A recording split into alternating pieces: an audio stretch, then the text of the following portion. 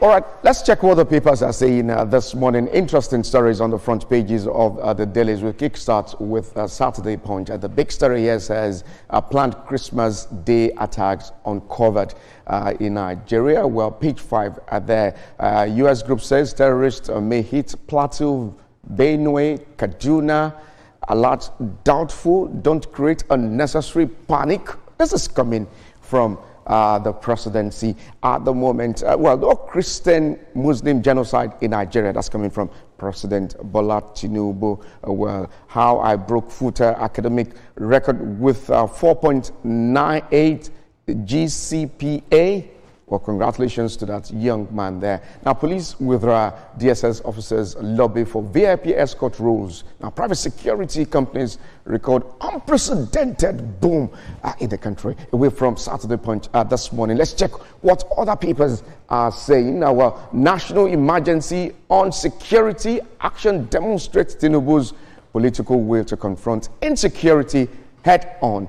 Exporter, they're talking this time. Now, declaration steps in the right direction.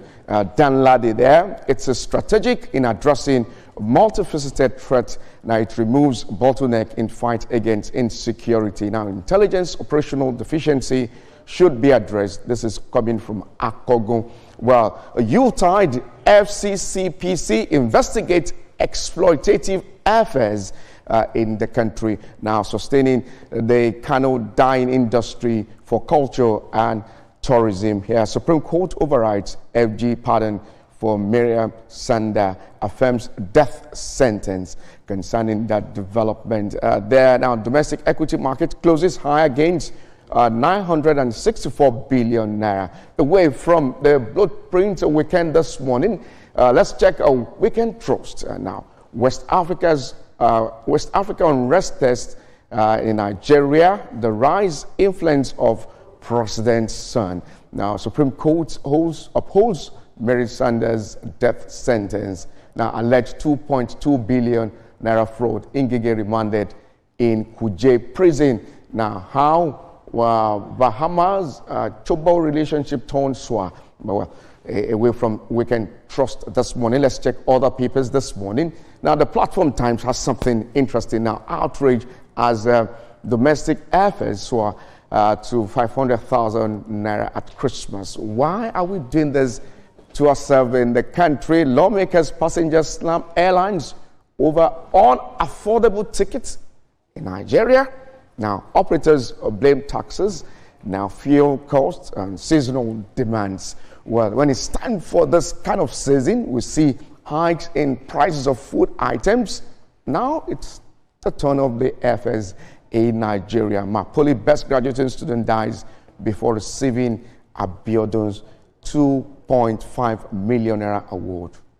Well, we say may his soul rest in peace. That is quite pathetic at this time. Now, Ayodele denies 150 million naira extortion claim, says Adelabu was desperate for your governorship. Well, we've seen back and forth argument concerning this development in the country now. Now, Peace Corps slams EFCC over arraignment of commandants, finance director despite court order. Now, court set February 26 for judgment in NDLEA's asset disclosure case against Abayari. Now, Supreme Court nullifies Tinubu's pardon, affirms death sentence on Miriam Sanda there. Away from Platform Times this morning, let's check what First Dailies are saying. Well, this is talking about the death of the deputy governor of Bayelsa State, Eura Japo. Death shocks Bayelsa as jury declares 3-day mourning. We say, may his soul rest in peace. Now, state government political class, citizens united in grief over deputy governor's sudden passing. Now, opposition self-inflicted crisis, driving defections, APC insists. Now, Obi slams FG over rising debt, demand end to fiscal rascality in the country. Now, INEC begins display of voter register December 15 there. Now, Fubara vows a massive support for Tinubu, says 2027 will be a smooth ride for the president.